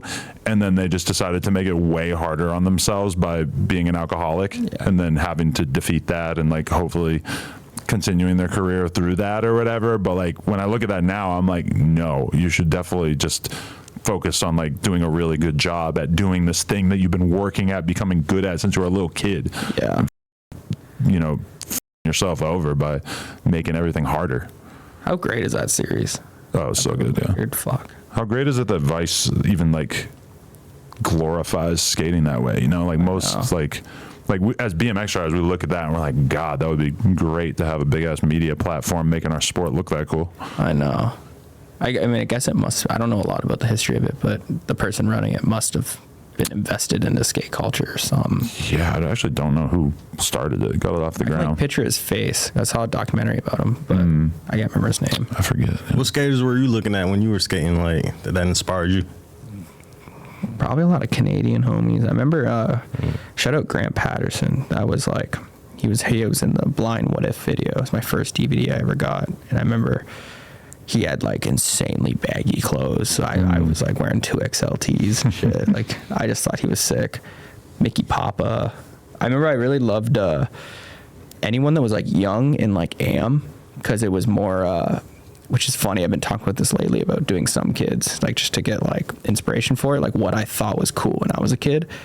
And it was actually, it's not really the Niges of the world, the people that are like the best. It was like, I remember I really was interested in like, ooh, I could be like 2-3 years away from being this good, or like or be sponsored. You know what I mean? It was like more, what the word is. It's like relatable. Like, relatable is a huge factor, because I remember when I first started really going hard on YouTube doing the BMX stuff, and I had already had the BMX blog for like 6 years before I even started the YouTube, and then I'm making videos of like going out and like doing stuff with all my friends who are pros and shit.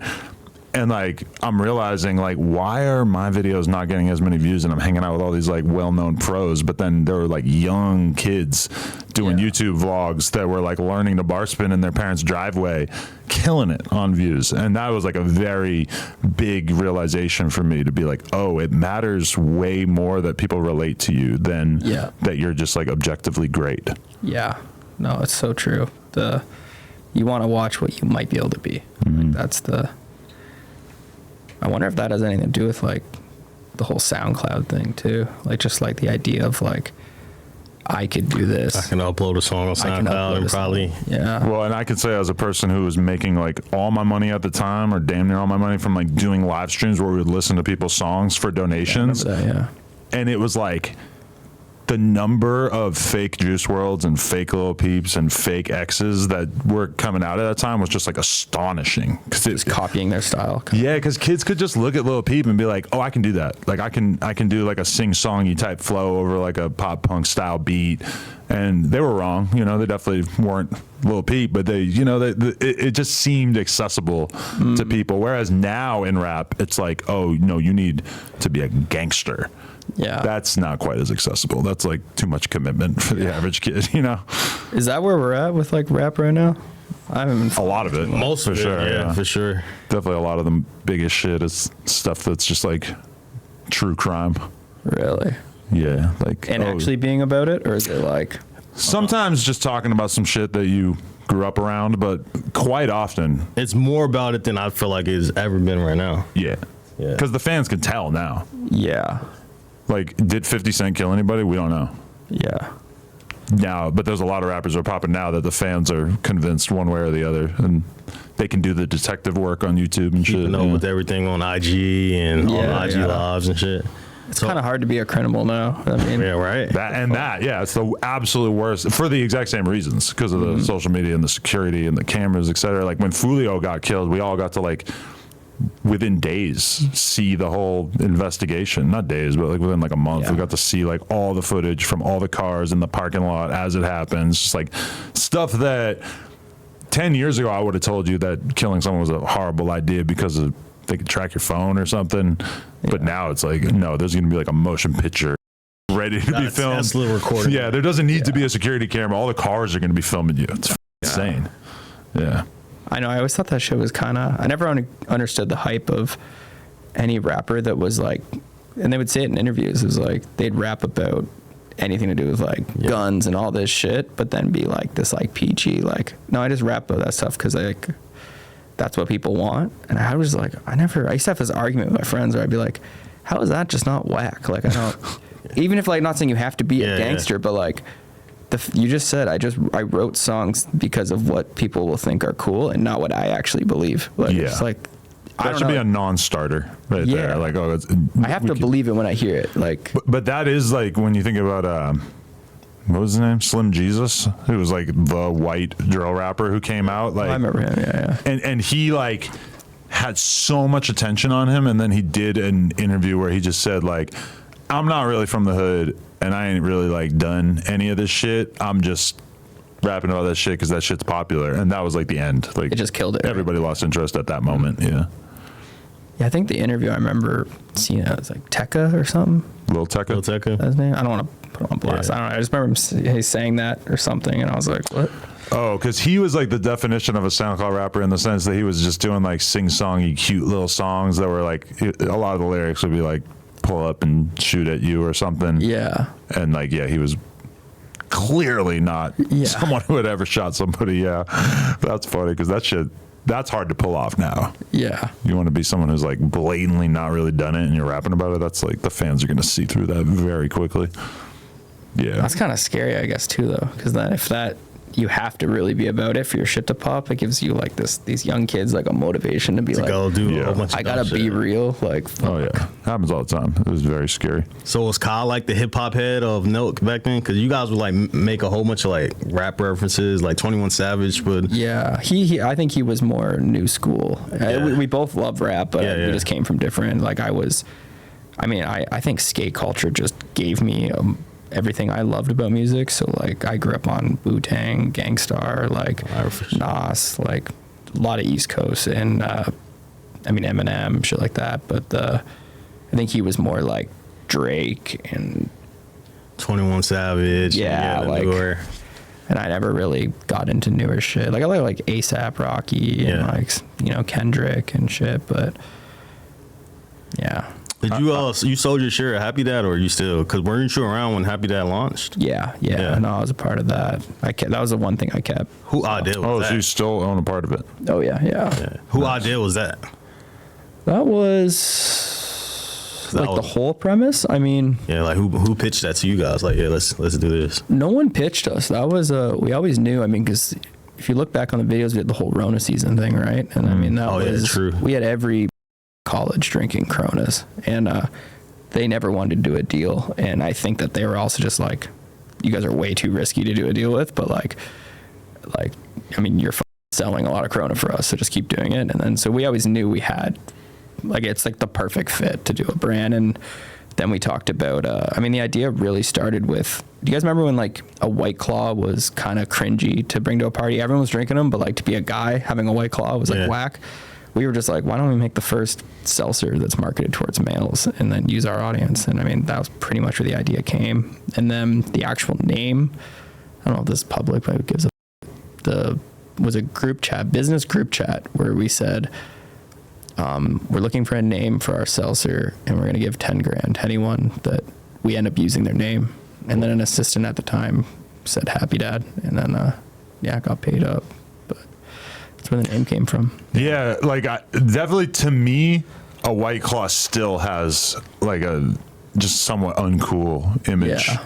Like I was saying that to somebody the other day. I'm like, I have a few rules of manhood. I'm not drinking a White Claw and I'm not hitting a vape.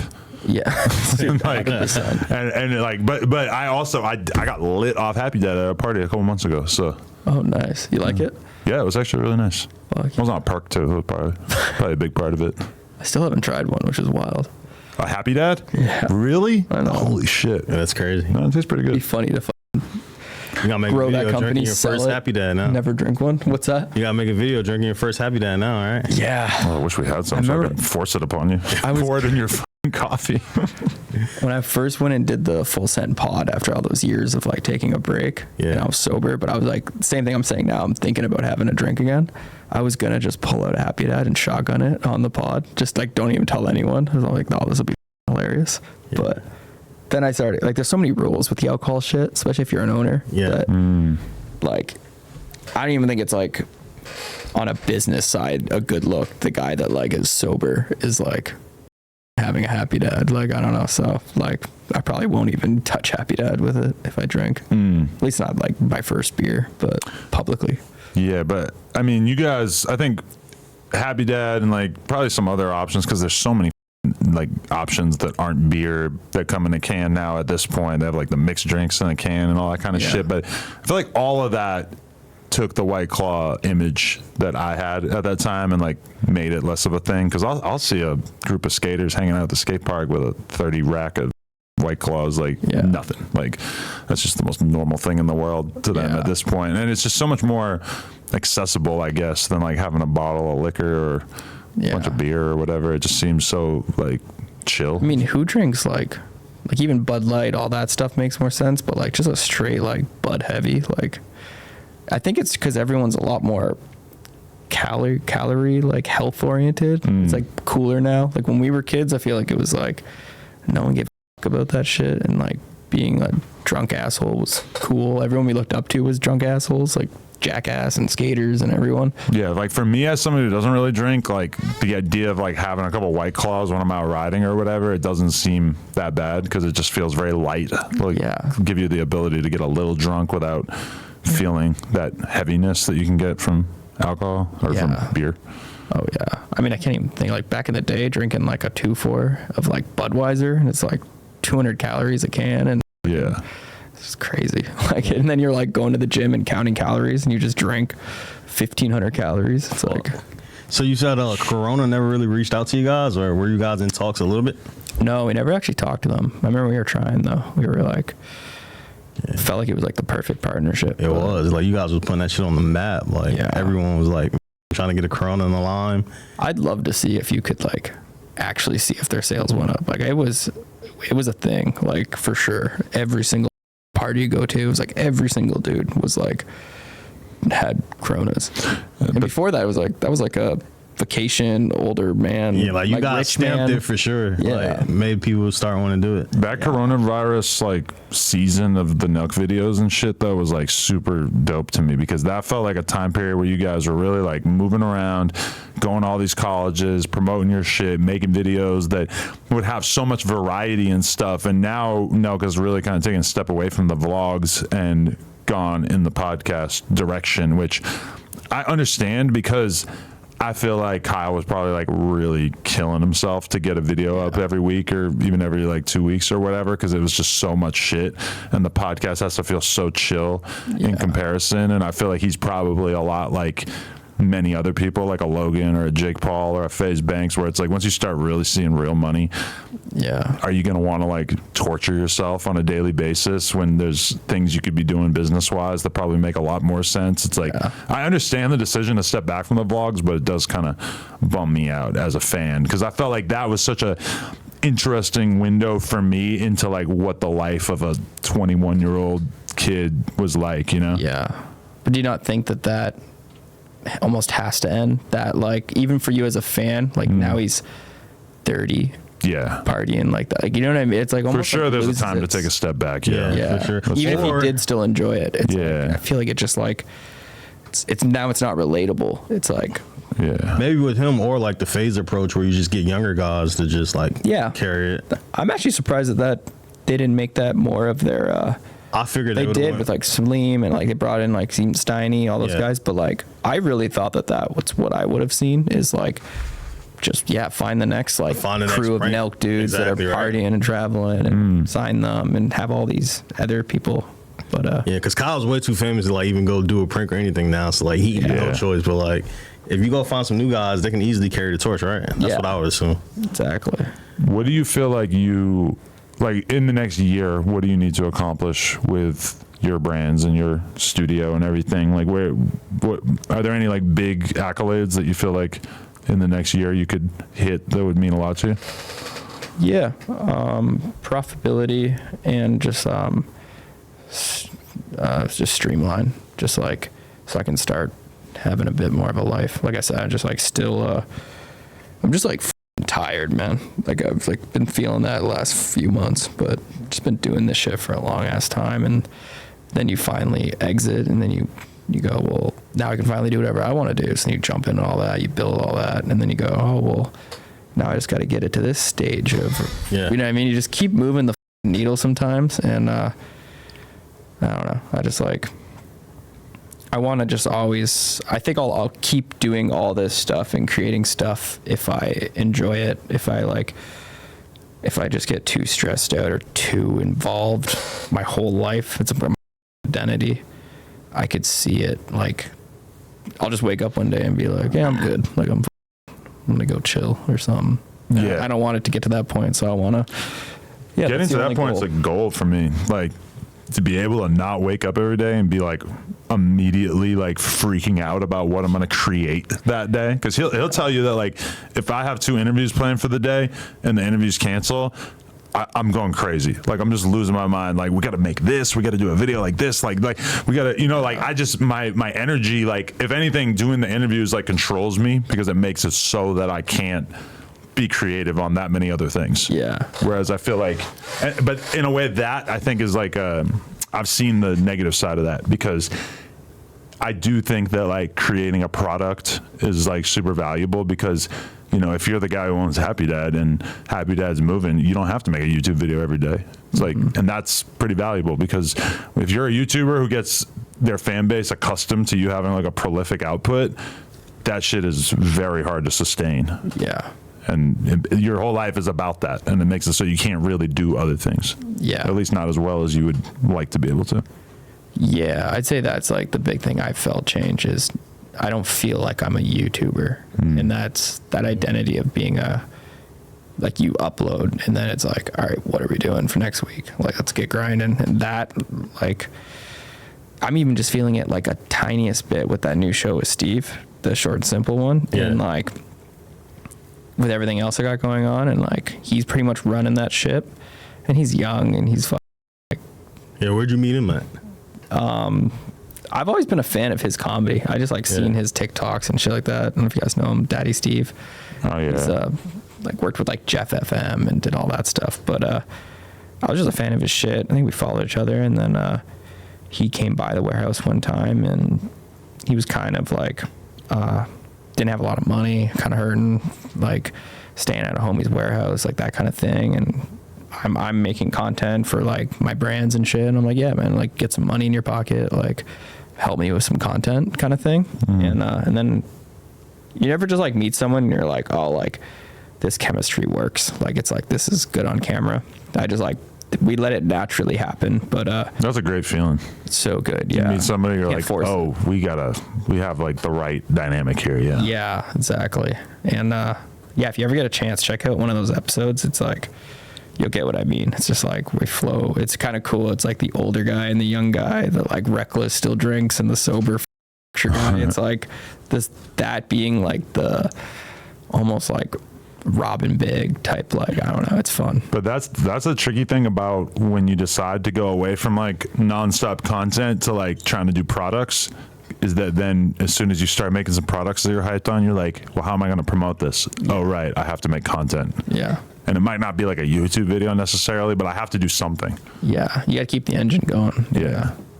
I've heard Danny Duncan talk about that, where it's like his YouTube channel is like, if you don't have that engine purring, it's like you can't drop Matador, can't drop merch, can't be in Zoomies, can't do all. It's like, even if he is a businessman behind the scenes, it's like, unless you're going to go pay for traditional marketing, it's like, which none of us have ever done. It's like all of us that do content, we're all like, we're so used to free marketing that we're like, we can't even think about building a business plan outside of that. Like, I can't. Like, the idea of being like, I'm going to set aside $500,000 for marketing this year, like, that sounds silly. It's like, I'd rather just get creative and think of a way to, get impressions on this shit.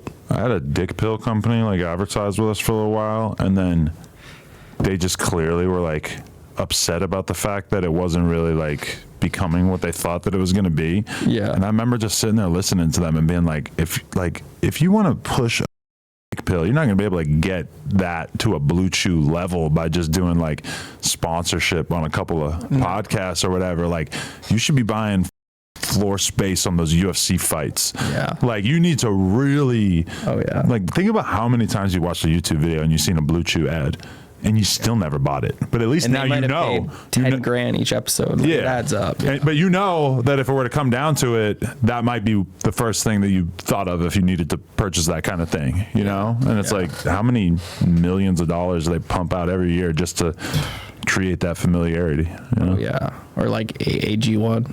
That, like, what do they spend a year on marketing, but like Athletic Greens. Yeah. They changed it to AG1, huh? Athletic Greens is kind of old school. I don't know. I don't know. I just got a box from them. Oh, really? Yeah. Same. Say AG1. I randomly got a box from them, and I took it for a while. Really? Yeah, and then I stopped. I don't know why, but it was okay, I guess. I Googled it. I wasn't super impressed. No, it's also kind of tastes too good. Anything that tastes too good, I'm like, this isn't. You talking about like the powder? Yeah. Yeah, I was dumping that into a cup with water for a little while there. I don't know. A little sugary tasting. Yeah. I want my shit to taste like bad. That's like when it's working. Shit's working. Like it's working. Do you ever take the electrolyte packets? Oh yeah. Me too. They taste bad enough that I'm like convinced this is a good thing for me. Yeah. I do a lot of cardio, so I'm like, you need that shit. Yeah. Yeah. I set up these big heaters in this one room with my treadmill and shit every morning, and I literally get the room like cooking. Oh really? And I'll Wow. put on like a hoodie, and I'll walk at like 15 incline for 2 hours, just like literally every single day, and it like. Damn. It's like sick. I'm almost addicted to it now because I've done it for years. That it's like I don't know. You like it's snake shedding its skin. Like I just like you like get all that shit out of you. You drink a bunch of electrolytes and water, and then you start your day. It's like fuck. I recommend it. Yeah, I work out at least an hour every morning, but a lot of times I'll do 2, and it's just. I don't know. That's weights incredibly. Yeah, I'll do like an hour of weights, and then because I have a personal trainer who basically forces me to, because I would almost never be able to like create the momentum to actually do it myself, and I'll do like cardio for like an hour. But that is to me like even coming in and doing interviews and shit for like 6 hours today. It's like. It feels so important to me to like exhaust my body before I do that. Exactly. Because that helps me to like be able to sit still for that period of time and just be able to be focused on talking. Yeah. I remember I read somewhere about earn the day or some shit. And that, I feel like that became my like mindset. It's like, you got to earn the day. Like you can't just, if I'm a piece of shit all day, like it just leads to like anxiety and depression. And all that. Yes. You beat yourself up, I feel like. So, and I could do that with even work if I feel like I like just didn't accomplish enough. You're like, I don't know. Like, do you ever find it hard to like chill or to like vacation or? Vacation is one thing because that's when I like actually am choosing to like you've left practice not using my brain for this duration of time. But like for sure there's been times where my girl's out of town with my kid and I'm at home alone and it's just me like, what the am I gonna do? Like this just doesn't feel right. Like if like on a Saturday, on a weekday, it's like whatever because I could just work. But it's like it's a Saturday, so I feel like I need to relax or do something to just chill. But it's like I'm so in my mind, I'm like so focused that it's hard for me to just be like, oh, I'm gonna hit this person up and just see what they're doing. And like everyone that I think of to go hang out with is a similarly minded promoter. Where it's like, if I was going to go hang out with them, it would probably just be like us finding a way to like make content or it becomes work. Yeah, it just becomes that so easily because I don't really know another way outside of the family part where I can totally turn it off for the family time. That's like the issue with being out here too, is all your friends are like your employees or you're like other people in the business. So like you're never not working. Yeah. Like, every day I have the option to go to the store and at least like just stand out there on Melrose and just be a human. Those things outside the car wash. That's like what I feel like when I'm just like hanging out on the block, just like draw some people in.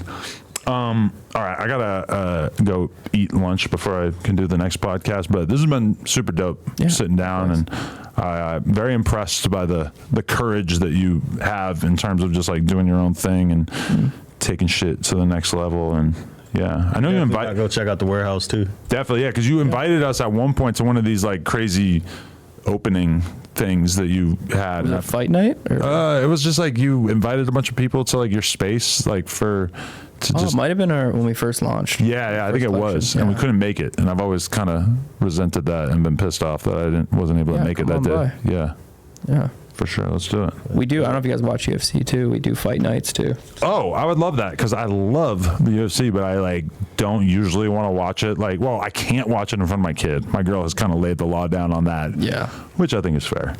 Yeah, it's cool. Just come kick it. It's a bunch of dudes. Watching somebody get concussed in front of a 3-year-old, it's probably not the best. But for sure, let's do that. Definitely. What's your little girl's name? Parker. Parker. Yeah. That's a cool name. I like that. Yeah, it's cool. Congrats She on could have that, been a dude, and she could have still been Parker. Yeah.